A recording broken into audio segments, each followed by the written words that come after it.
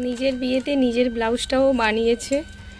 এই ডিজাইনটা করেছে বোন একা হাতে, লাল ব্লাউজ, আর এটা হচ্ছে হলুদ তোলা শাড়ি। নমস্কার, ঋষিমা ব্লগে সবাইকে স্বাগত জানাই।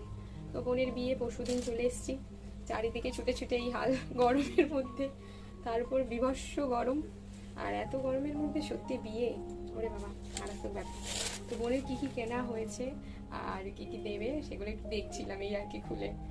এটা দেখছিলাম, এই যে এটা হচ্ছে বিয়ের বেনারসি, এটা ওড়না, ব্লাউজ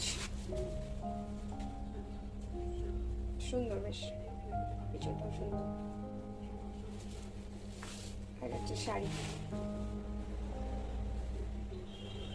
হালকা, না হলে তো নড়তে পারবে।